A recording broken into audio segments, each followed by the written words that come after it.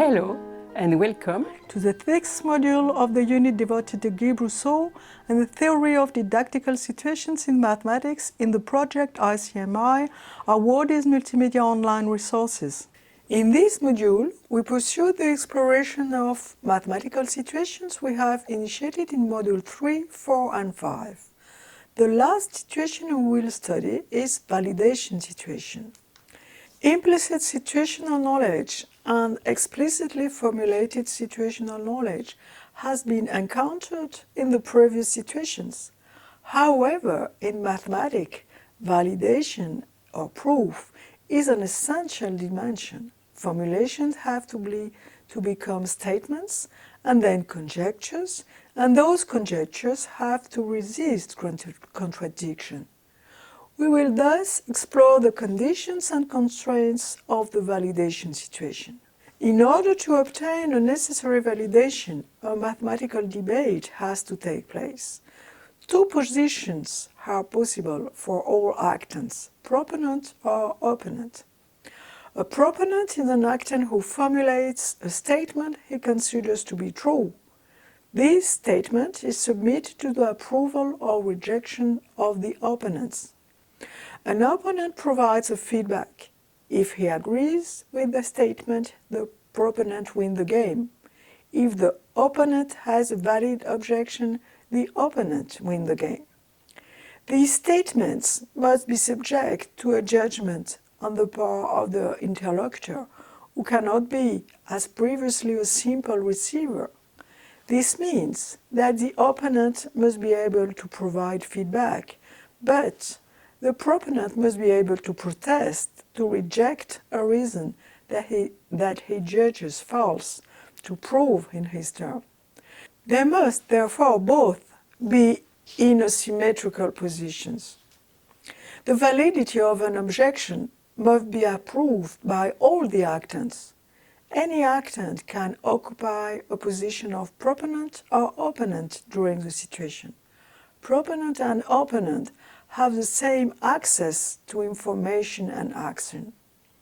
In this schema, the milieu is formed by the formulation situation that includes the action situation. The mathematical situations are constituted by inclusion. The sentences that have appeared during the formulation situation are now the objects of the validation situation. The proponent enunciates a statement that has to be validated or invalidated by the opponent. The proof of the validation or invalidation of the statement is shared by all actants. The actants draw upon their knowledge of the milieu in order to find the arguments of the proof. At the end of the process, the argument, if it's validated, becomes a theorem in this situation.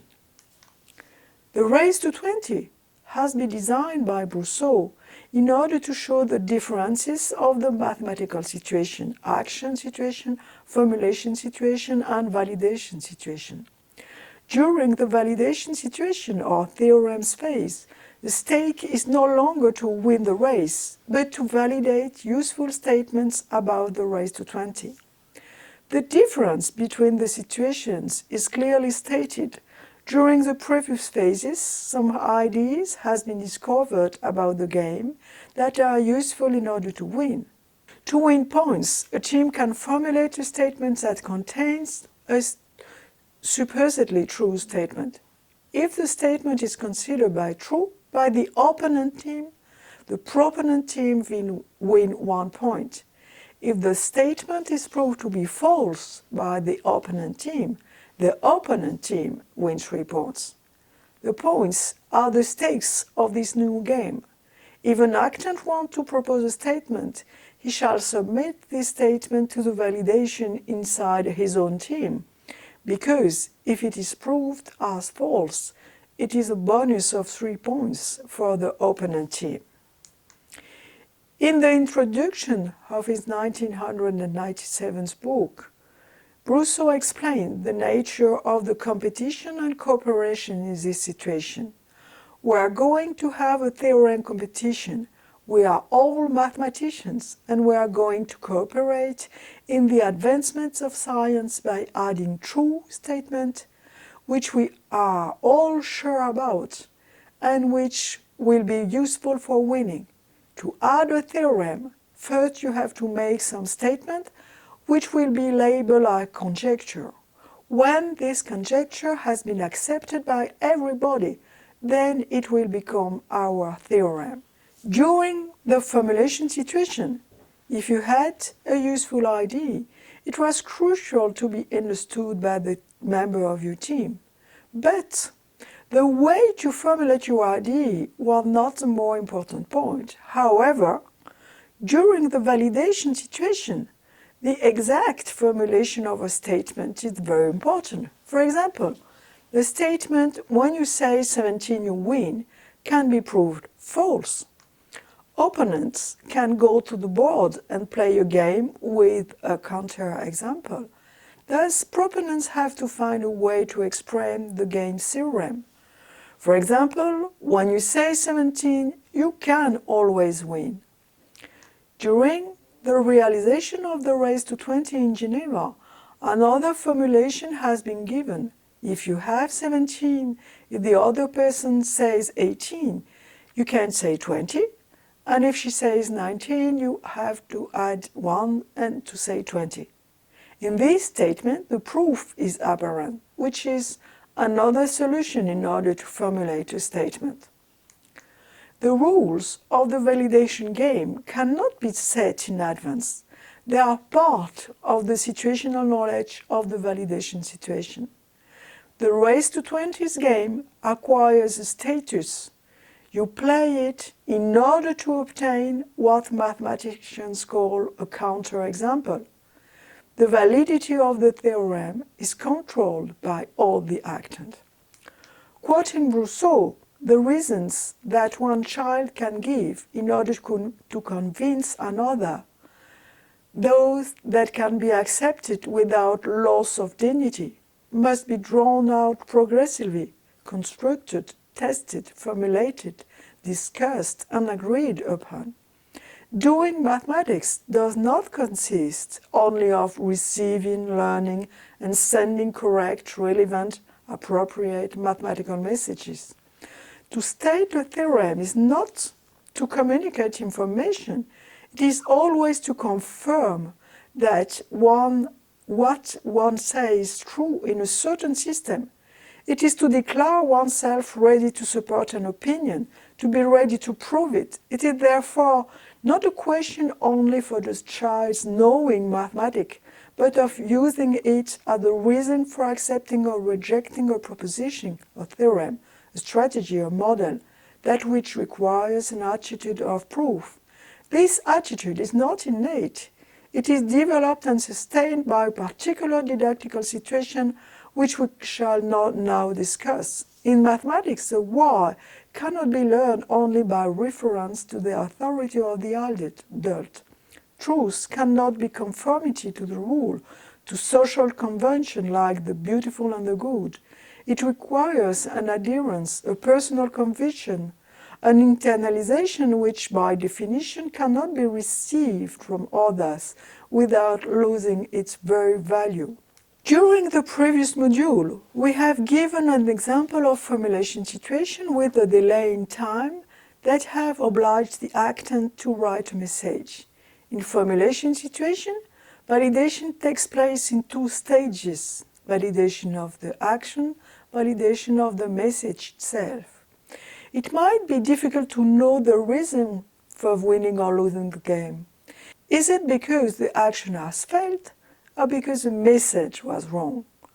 The validation situation gives another status to the messages and thus provides a solution to this problem. In validation situation, the messages are object of the study. They are considered as statements. If the previous message has allowed the action to lose, is there a logical reason for this message to fail? Is there a possibility to read this message with another result? If the previous message has allowed the action to win. Is there a logical reason for this message to win? Is there a possibility to read this message with another result? Is this statement a valid theorem? In the following slides, we will examine the messages that has been produced in formulation situation in the car garage context in Module 5. If we change the situation and we organize a validation situation, Tom's fail message will be examined. There is a logical reason for this message to fail. The quantity of drawn objects should have been the same as the quantity of cars. Thus, the message itself is false.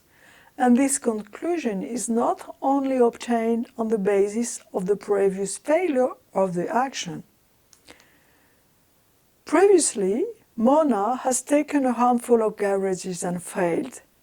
There is one car drawn in the message. Thus, another interpretation of this message may have led to take only one garage and fail. If Mona herself had taken a handful of garages and not only one, it is perhaps because she has remembered that there were several cars. However, there are 4 vertical lines that Mona has drawn in reference to the 4 cars. Thus, another interpretation of this message may have led to take 4 cars and win. Therefore, the message itself is ambiguous, but it can be useful in order to forge another message without those ambiguities. The drawing of the car is not necessary. 4 lines are necessary and sufficient. Peter has taken 4 garages and won. Is there a logical reason for this message to win? Is there a possibility to read this message with another result? Is this statement a valid theorem? In formulation situation, when an actor reads a message, he tries to succeed in the action. Since Peter himself has read his message, he may have remembered that there was not a lot of cars.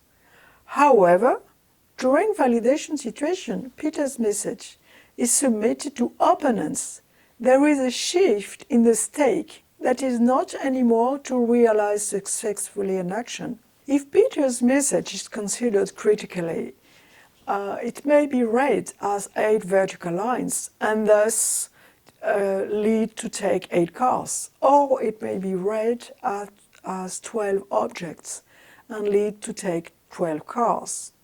The message itself is ambiguous. The repetition of the drawing of 4 objects is ambiguous. The drawing of only 4 objects, lines or circle, is necessary and sufficient. During the critical discussion of the messages, we have discovered a general theorem.